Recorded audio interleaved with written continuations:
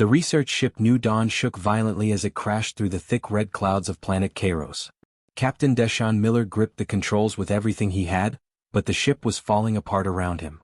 Sparks flew from broken panels, and the screaming of twisted metal filled the air. "Tommy!" he yelled to his 3-year-old son strapped in the emergency pod. "Daddy's going to get you out of here."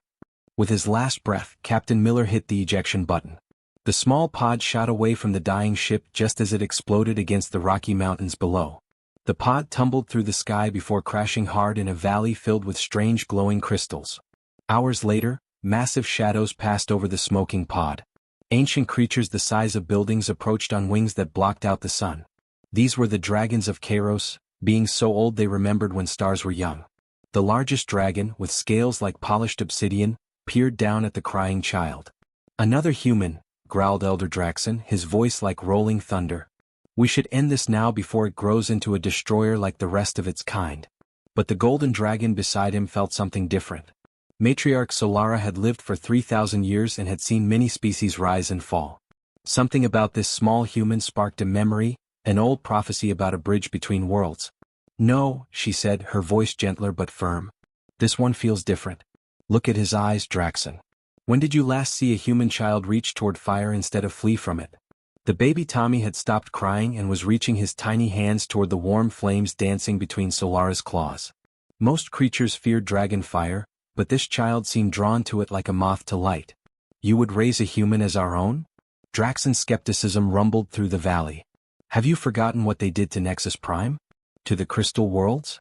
Humans consume everything they touch." Solara carefully lifted Tommy in her massive claws, feeling the child's fearlessness. "Perhaps because they have never been taught another way. This one will learn the true path, the way of flame and wisdom, not conquest and greed." The Dragon Council debated for hours while Tommy slept peacefully against Solara's warm scales. Some wanted to contact human authorities and return the child. Others, like Draxon, pushed for a quick end to what they saw as a future threat. But Solara's word carried weight. She had guided their people through the dark years when the ice nearly consumed their world. If she believed this human child could be different, many were willing to trust her judgment. Tommy grew up in the crystal caves deep within the volcanic mountains. The other young dragons, Storm, Flame, and Crystal, became his playmates and siblings. He learned their language before he could properly speak human words. The clicking, musical tones of dragon speech felt more natural to him than the harsh sounds his own species made. By age 5, Tommy could understand the planet's heartbeat, the deep thrumming that flowed through Kairos's molten core. The dragons taught him to feel the volcanic rhythms, to sense when the mountains would shake, to predict when the geysers would erupt. "Watch, little flame," Solara would say, showing Tommy how to reach out with his mind to touch the consciousness of the smaller drakes. These horse-sized cousins of the great dragons served as scouts and messengers. Most dragons took decades to learn this skill, but Tommy mastered it in months. His human flexibility and quick learning amazed even the eldest dragons. Where they moved like ancient mountains, Tommy flowed like water. Where their traditions were carved in stone, he found new ways to blend old wisdom with fresh ideas. The dragons kept Tommy's true nature hidden from him. As far as he knew, he was simply a strange dragon who hadn't grown scales yet. The other younglings sometimes teased him about his smooth skin and small size, but they accepted him as family. Tommy learned to breathe alongside the planet itself, feeling its moods change with the seasons. When Kairos was happy, the crystals sang in harmony. When it was troubled, the volcanoes rumbled warnings. He became the first being in recorded history to truly communicate with a planetary consciousness. By his 15th year, Tommy could command the loyalty of entire flights of lesser dragons through pure will and understanding rather than fear or force. He moved through their world like he belonged there because in every way that mattered he did. But change was coming to their peaceful world.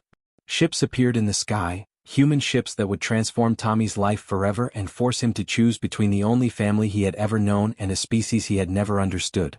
The dragons sensed the approaching storm, and deep in their ancient hearts, they began to prepare for war.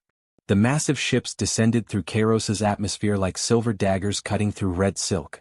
Commander Keisha Rodriguez watched the planet grow larger on her screens, her heart racing with excitement. The mineral scans showed enough rare metals to power human colonies for generations. "Ma'am, we're picking up some strange readings," reported Lieutenant Andre Washington from his console. "There's definitely intelligent life down there, but the energy signatures are unlike anything in our databases." Keisha nodded, checking her mission parameters again. Standard procedure for inhabited worlds: establish contact, negotiate mining rights, set up extraction points. Simple and clean. The Galactic Federation had done this 1,000 times before. What she didn't expect was the report that came 3 hours later. "Commander, you need to see this," her scout leader, Captain Tyler Brooks, called through the comm with barely controlled excitement in his voice. "We found something impossible down here." The video feed showed Tyler standing in a crystal cave, his helmet lights reflecting off walls that sparkled like captured starlight. But that wasn't what made Keisha's breath catch in her throat. Behind Tyler, a young human was sitting casually next to creatures that looked like living mountains with wings. "That's a human boy," Tyler continued, his voice filled with wonder and confusion. "He's maybe 18, 19 years old. And he's talking to the dragons like they're old friends." Keisha pulled up the old records, her fingers flying across the keyboard. The name hit her like a thunderbolt: Thomas Miller, age 3, lost when the research vessel New Dawn disappeared 15 years ago. Everyone assumed the crew had died in the crash. "Impossible," she whispered, staring at the boy on screen who had somehow survived alone on an alien world for over a decade. Tommy looked up as the armored humans entered his home. Their minds felt cold and closed off, nothing like the warm, open consciousness he shared with his dragon family. These creatures looked like him but felt completely alien. "Hello," he said in perfect Federation standard, though the words felt strange on his tongue. He hadn't spoken human language in years. "I am Tommy of the Crystal Caves, son of Solara the Golden. You are visitors to our world." The soldiers exchanged glances. Captain Brooks stepped forward, removing his helmet to show a friendly face. "Son, my name is Tyler. We're here to help you. You're human like us. Do you remember your real family?" Tommy tilted his head, genuinely confused. "I am with my real family now. Solara raised me, Storm and Flame are my brothers, Crystal is my sister. This is my home." Behind him, the massive golden dragon shifted, her ancient eyes fixed on the intruders. When she spoke, her voice rumbled through the cave like distant thunder, but Tommy translated easily. "She says you are welcome as guests, but you must respect the sacred places. The deep caves where the planet's heart beats strongest are not for mining machines." Tyler's excitement grew. Not only had they found a lost human, but one who could communicate with the native species. This could make negotiations incredibly simple. "Tommy, we need to talk to Solara about mining rights. The Federation needs the metals in these mountains to help human colonies survive." Tommy's face darkened as he felt Solara's emotions through their bond. The dragon's grief and anger washed over him like a cold wave. Through her ancient memories, he saw what human mining had done to other worlds: planets stripped bare, their life force drained away, their native species scattered or extinct. "She shows me pictures in her mind," Tommy said quietly. "Worlds that once sang with life, now silent and dead. Is this what you do to every planet you find?" Commander Rodriguez's voice crackled through Tyler's communicator. "Bring the boy up to the ship. We need to debrief him and establish proper first contact protocols." But when Tyler reached out to take Tommy's arm, something extraordinary happened. Every dragon in the cave turned toward the humans with eyes that suddenly blazed like small suns. The temperature rose 20 degrees in seconds, and the crystal walls began to hum with dangerous energy. Tommy hadn't moved, but somehow he had communicated the threat to every dragon in the mountain range. Tyler's readings showed energy signatures spiking all across the continent. "I think there's been a misunderstanding," Tommy said, his voice still calm but carrying an edge that made the soldiers step back.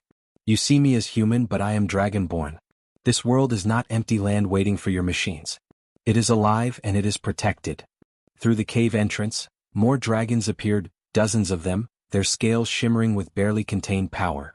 The smallest ones were still larger than the humans' landing shuttles. Commander Rodriguez watched from orbit as her ground teams found themselves surrounded by creatures that could melt steel with their breath. The human boy who should have been their greatest asset had somehow become the thing standing between them and the richest mining operation in Federation history. The dragons weren't just protecting their territory. They were protecting their adopted son, and he was protecting them right back. The awakening had begun, but not in the way anyone expected. The mining lasers began their work at dawn, carving deep wounds into the sacred mountains of Kairos. Tommy felt each cut like a knife through his own heart. The planet's consciousness screamed in agony, and every dragon on the continent shared that pain through their ancient bond. Commander Rodriguez had decided to proceed without full negotiations. Her orders were clear: extract the minerals, establish the colony, deal with local resistance as needed. The Federation had invested too much in this mission to let one confused human boy and his pet lizard stand in the way. It's for the greater good, she told herself, watching the extraction teams work from her command ship. Millions of human lives depend on these resources. But down in the crystal caves, Tommy was learning the true cost of human progress.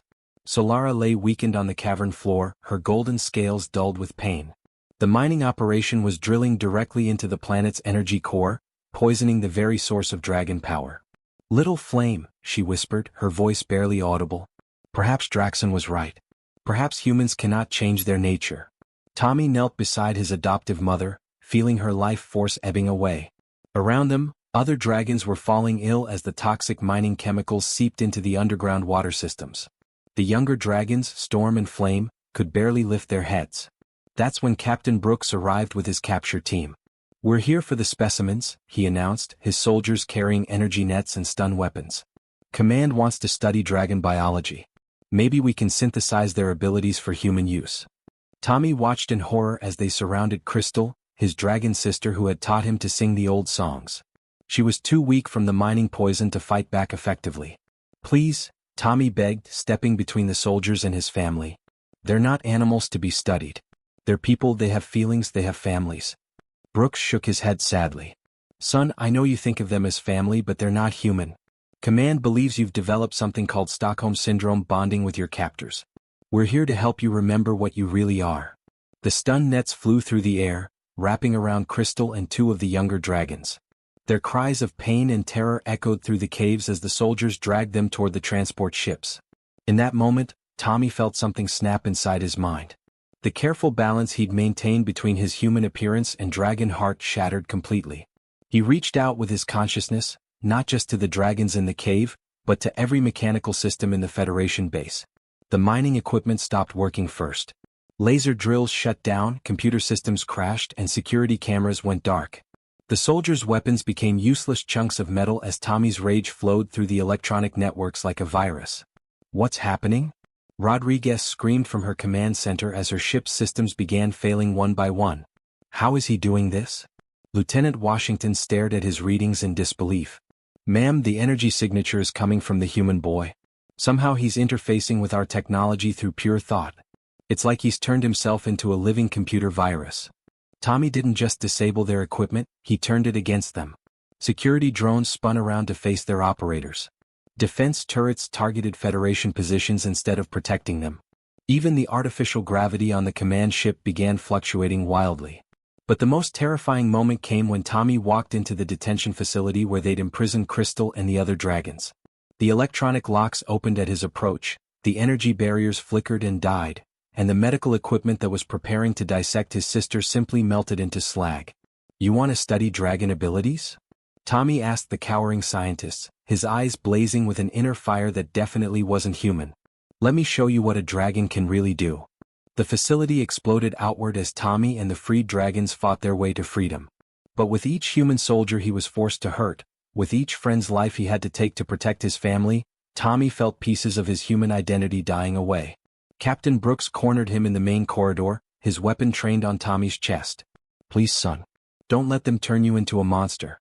You're still human underneath it all. Come home with us and we can find a way to heal whatever they've done to you." Tommy looked at this man who genuinely believed he was helping, who couldn't understand that home wasn't a species or a place. It was the beings who loved you unconditionally. The dragons had never tried to change him or fix him. They'd simply accepted him as he was. "I made my choice 15 years ago, Tommy said quietly, flames dancing between his fingers. "I chose family over genetics, love over logic, harmony over conquest. You call that being a monster? Then maybe the monsters are the ones strip mining planets while calling it progress." The rescue succeeded, but Tommy knew there was no going back now. He'd crossed a line that neither species could forgive. The Federation would never stop hunting him, and some dragons would never trust that his human nature wouldn't eventually corrupt him. Standing in the ruins of the mining facility, surrounded by his dragon family, Tommy realized he was no longer fully human or dragon. He was something new, something dangerous, something the galaxy had never seen before. The choice was made. Now came the consequences. The ancient chamber deep beneath Mount Pirion had waited 3,000 years for this moment. Tommy walked between towering crystal pillars that pulsed with the planet's heartbeat, each step bringing him closer to a transformation that would change everything. "Are you certain, little flame?" Solara asked, her golden eyes reflecting concern and pride. "The ritual of binding has never been attempted by one of human blood. It could destroy your mind completely." Tommy placed his hand on the great crystal at the chamber's center, feeling Kairos's consciousness flow through his fingers like liquid fire. "The Federation is bringing their entire 7th Fleet. Regular tactics won't be enough to save our world." Elder Draxon, who had opposed Tommy's presence for years, stepped forward with grudging respect. "If you survive this, young one, you will command not just dragons but the very stones and flames of our world. The responsibility will be crushing." "I've already lost too many friends to human greed," Tommy replied, thinking of the dragons who had died from mining poison. "If becoming something more than human is what it takes to protect them, then that's what I'll do." The ritual began at sunset. Every dragon on Kairos linked their consciousness with Tommy's as he pressed both hands against the crystal core. Pain beyond description flooded through him as the planet's vast intelligence merged with his human mind. Tommy screamed as his awareness exploded outward. Suddenly he could feel every volcano, every underground river, every crystal formation across the entire planet. The sensation was like trying to hold an ocean in a teacup. His human brain wasn't designed for this level of consciousness. But somehow, impossibly, he held on. His human adaptability, the same trait that had let him learn dragon speech and fire calling so quickly, now allowed him to process planetary consciousness without being destroyed by it. When Tommy opened his eyes 3 days later, they blazed with an inner fire that made even the ancient dragons step back in awe. He was no longer just the boy they had raised, he had become something unprecedented in galactic history. Admiral Jerome Patterson arrived with 60 warships, confident that overwhelming firepower would end this backwater rebellion quickly. He'd spent 30 years crushing alien resistance movements, and this wouldn't be any different. "Sir, we're detecting massive energy readings across the planet," reported his tactical officer, Lieutenant Maya Chen. "It's like the whole world is somehow active." Patterson dismissed the readings with a wave of his hand. "Probably just volcanic activity. Begin orbital bombardment of the dragon nesting sites. Once we eliminate their leadership, the rest will surrender or scatter." He couldn't have been more wrong. The moment the first Federation missiles left their launch tubes, Tommy felt them through his connection to space itself. With a thought, he reached out to Kairos's magnetic field and deflected the entire barrage harmlessly into the void. "Impossible," Patterson breathed, watching his most powerful weapons simply vanish from his screens. "How are they doing that?" The answer came in the form of coordinated attacks across 12 time zones simultaneously. Tommy's consciousness now spanned continents, allowing him to command dragon flights on the far side of the planet as easily as directing those beside him. While dragons struck the Federation's orbital platforms from above, Tommy triggered massive earthquakes that swallowed their ground bases whole. Volcanic eruptions created ash clouds that blinded their sensors, while underground magma flows melted their equipment from below. Captain Deshaun Rodriguez, leading a squadron of fighter jets, found himself facing something impossible. Dragons that moved with perfect tactical precision, as if guided by a single supreme intelligence. "They're not fighting like animals anymore," he radioed to his wing commander. "It's like facing a military computer that can predict our every move." That's exactly what they were facing. Tommy's human strategic thinking, enhanced by dragon wisdom and planetary consciousness, created a combination no Federation tactician had ever encountered. He could anticipate their moves because he understood human psychology, while his dragon allies provided the raw power to counter their technology. The turning point came when Patterson decided to use his ultimate weapon, Planet Cracker missiles designed to shatter worlds that refused Federation rule. As the massive warheads descended toward Kairos, Tommy made his most desperate gamble. Drawing on the planet's molten core, he channeled volcanic energy through his body and projected it outward as a shield of pure plasma. The missiles struck his barrier and simply ceased to exist, their matter converted to energy and absorbed by the planetary grid.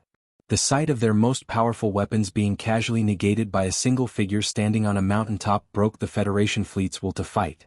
Across human space, word spread of the War Dragon, a human who had become something more, something that could turn an entire planet into his weapon.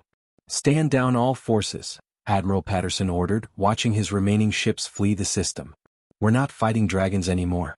We're fighting a god." But Tommy felt no triumph in his victory.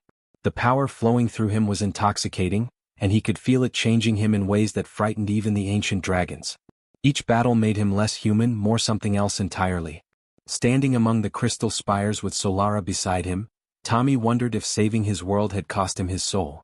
Tommy stood before the Galactic Federation Assembly, his presence filling the vast chamber with an energy that made even seasoned diplomats nervous. Behind him, Solara's massive form cast shadows across the marble floor, while Commander Rodriguez sat at the human delegation table, her former enemy now her unlikely ally. The assembly hall buzzed with tension. Representatives from 100 human worlds had gathered to decide the fate of their species' expansion into the galaxy. Some saw Tommy as humanity's greatest traitor, others as their potential savior from endless war. "Honorable delegates," Tommy began, his voice carrying the authority of someone who had faced down entire fleets, "the age of taking what we want from defenseless worlds is over. Today we choose between destruction and evolution." Senator Victoria Hayes from the core world stood up, her face twisted with disgust. "You're asking us to abandon our destiny as a species. Humans are meant to spread across the stars, to build, to grow, to prosper. Not to bow down to alien beasts." Tommy's eyes flashed with inner fire, but his voice remained calm. "I'm asking you to remember what prosperity means. Look at Nexus Prime, a dead rock where nothing will grow for 1,000 years. Look at the crystal worlds silent now, their singing stones cracked and bleeding. Is that really the legacy we want to leave?" Admiral Patterson, the man who had led the failed assault on Kairos, surprised everyone by standing to support Tommy. His defeat had changed him, opened his eyes to what their expansion truly cost.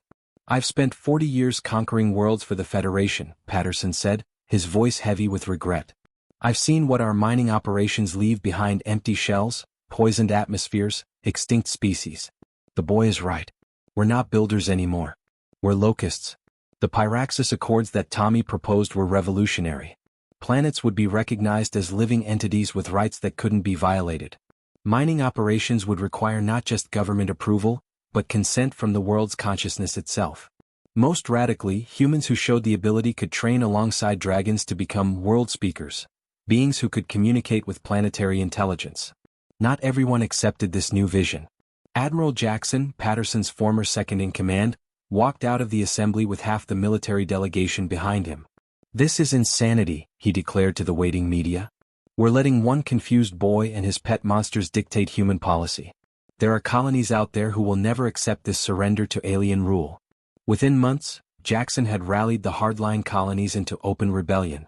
The expansion war began when his forces attacked a peaceful settlement that had requested protection under the Accords.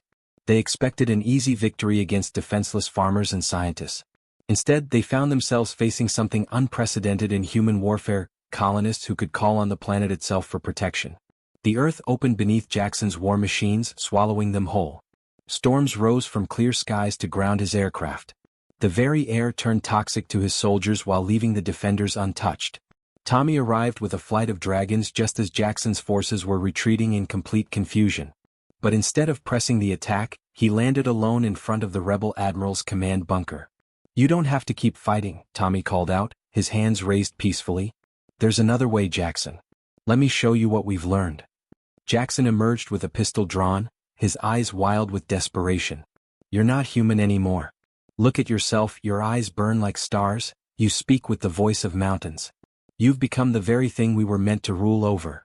"I became what I needed to become to protect the things I love," Tommy replied sadly.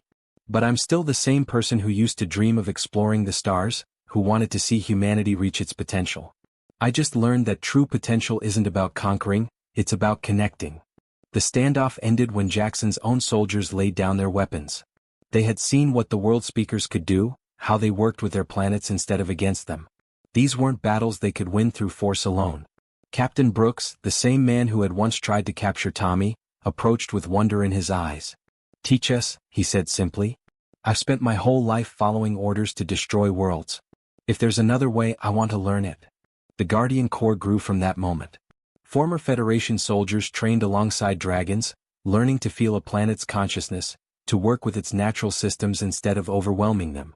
Worlds that had been strip-mined and abandoned began to heal under their care.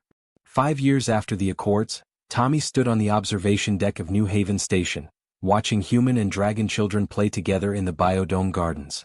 Below, the planet Meridian sang with life, its crystal forests restored, its poison rivers running clean again. Commander Rodriguez joined him, her hair now touched with gray but her eyes bright with purpose. "Any regrets?" she asked. "You gave up being purely human to save us from ourselves?" Tommy smiled, feeling the warm presence of Solara through their bond, sensing the contentment of a dozen worlds under Guardian protection. "I didn't give up being human," he said. "I just learned that being human means more than taking whatever we want. It means choosing to be better than our worst impulses." The galaxy stretched before them, vast and full of possibilities. For the first time in human history, those possibilities included hope instead of just conquest. The age of the world speakers had begun.